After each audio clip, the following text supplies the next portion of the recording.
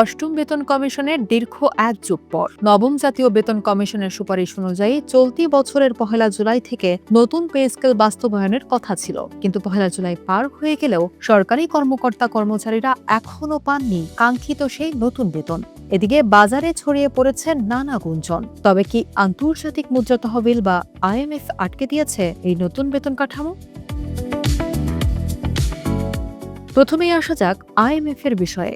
সম্প্রতি IMF এর একটি প্রতিনিধি দল বাংলাদেশ সফর করে। আলোচনায় তারা জানতে চায়, ফ্যামিলি কার্ড এবং ১৪ লাখ সরকারি কর্মচারীর নতুন বেতন বাস্তবায়নের বিশাল অর্থ কোথা থেকে আসবে। তবে অর্থ বিভাগের দায়িত্বশীল সূত্র নিশ্চিত করেছে, IMF নতুন বেতন কাঠামো বাস্তবায়নে কোনো বাধা বা আপত্তি দেয়নি। তারা কেবল অর্থের উৎস জানতে চেয়েছে এবং রাজস্ব সংগ্রহ বাড়াতে পরামর্শ দিয়েছে।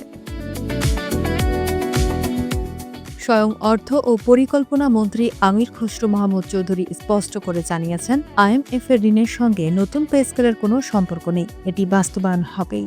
তাহলে প্রশ্ন উঠে, নতুন বেতন পেতে বিলম্ব কেন? কর্মকর্তারা বলছেন, বিষয়টি শুধু একটি সিদ্ধান্তের উপর নির্ভর করে না, এর পেছনে রয়েছে দীর্ঘ প্রশাসনিক ও আইনি প্রক্রিয়া। বর্তমানে সচিবালয়ে সুপারিশ পর্যালোচনার পর এখন মন্ত্রিসভার অনুমোদনের অপেক্ষা। এরপর বেসামরিক কর্মচারী, পুলিশ, বিচার বিভাগ ও সামরিক বাহিনীর জন্য পৃথক পৃথক আদেশের খসড়া প্রস্তুত করতে হবে। অর্থমন্ত্রীর অনুমোদনের পর তা যাবে আইন মন্ত্রণালয়ের পেটিংয়ের জন্য। তারপর SRO নম্বর গ্রহণ ও সরকারি মুদ্রণালয়ে ছাপার পরই কেবল আনুষ্ঠানিকভাবে প্রজ্ঞাপন জারি সম্ভব। এসব প্রক্রিয়া শেষ করতে কিছুটা সময় লেগে যাচ্ছে।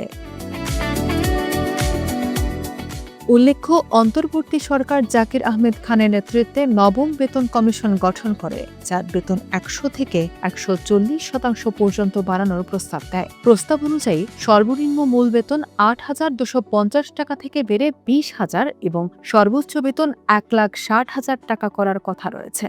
বর্তমান বাজেটে অর্থাৎ ২০২৬ থেকে ২৭ অর্থ বছরে কর্মচারীদের বেতন ভাতা খাতে বিপুল পরিমাণ অতিরিক্ত অর্থ সংরক্ষণ রাখা হয়েছে। সুতরাং সরকারের পক্ষ থেকে অর্থের সংস্থানে কোনো বড় সমস্যা নেই।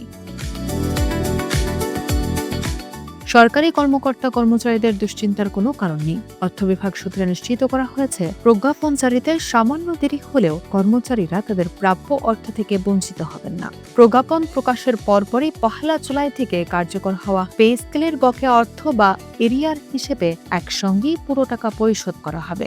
প্রশাসনিক প্রক্রিয়া শেষ হওয়া মাত্রই জারি হবে বহুল প্রতীক্ষিত সেই প্রজ্ঞাপন।